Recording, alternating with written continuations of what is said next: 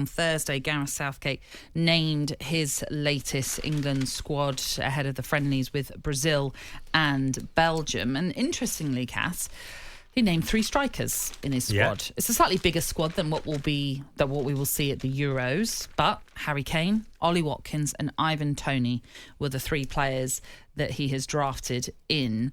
And I was watching some of his press conference when he made that squad announcement. And I think he was asked about the possibility of having both Ollie Watkins and Ivan Toney as understudies to Harry Kane at the Euros. And he didn't rule it out as a possibility of having 3 strikers in his squad, which, and we're talking out-and-out strikers, of course. Well, you could go attacking. He's named like 9 attacking players, but you're right. It's absolute attack centre-forwards. We're talking goal scorers. Yeah. Yeah.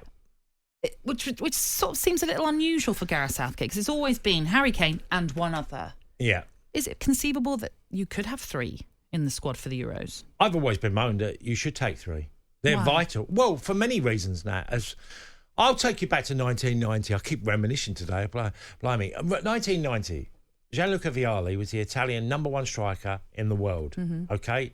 Absolute certain starter for the Italians. After 2 games, he gets left out. 3rd game, Schillaci comes in. Now, the number 1 that everyone was talking about, Vialli, is now out of the Italian team. And Schillaci comes in. Okay? I want as many options as I can with centre forwards. I would want to take 3 because if, for example, Harry Kane's nearly been there where he's gone to tournaments and he hasn't had quite the start and people are Harry, is there life beyond Harry? And of course he's number 1 choice. Yeah. Ollie's quite clearly number 2 choice without a doubt. Ollie Watkins is literally as good as he's been. He's very unfortunate. He's got Harry Kane in his, as his rival in that position. But I still want to take a 3rd.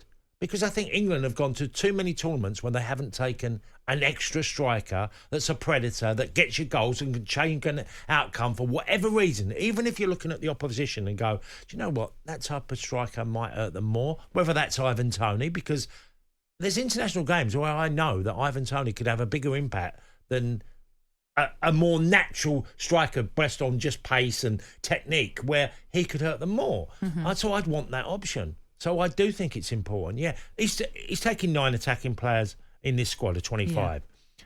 Within that, 3 natural strikers.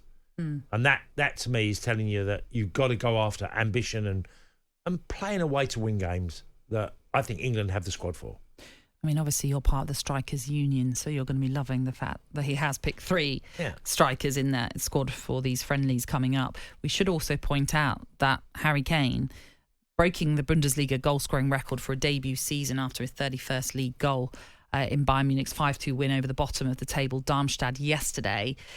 Personal league best for him as well, but he had to go off in that game with an ankle injury, sort of twisted his ankle while he was sliding into a post, I think it was. And Thomas Tuchel, the Bayern boss, has sort of said it's too early to say whether he'll be fit enough to play in these friendlies for England.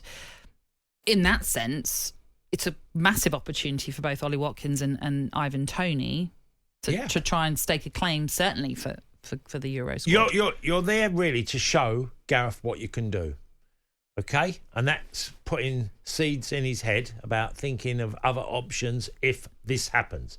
Now, lots of players go to tournaments now. Some lose their form. Well, I remember Martinez in the last World Cup with Argentina. Yeah. He was their number 1 striker. He ends up getting left out. And he's brilliant. Now he's back at Inter and he's back playing his club football. It's been unreal this year. He's had a glorious year.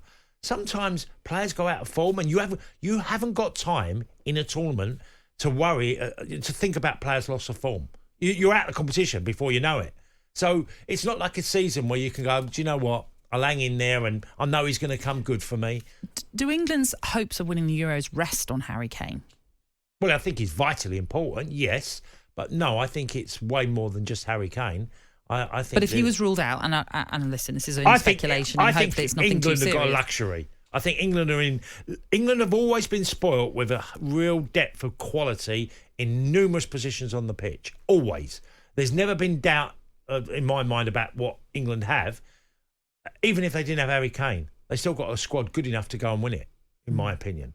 And just lastly on the out-and-out strikers, the possibility of 3 it's, Gareth Southgate has made his decision so far, being Kane, Watkins and Tony.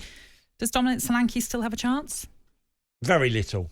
I mean, it'd have to be a sensational end to the season and maybe a player getting injured as well. Look, he's had a great year. I think Tony gives something very different, and also he's got this swagger about him and he doesn't get fazed. The way he takes penalties, I think there's going to be, there's another thing adding to Ivan Toney. There's probably going to be a penalty shootout for the winning team. Because if you look at most winners of tournaments, they get through a penalty shootout. Or they go to extra time and there's a big moment in a game.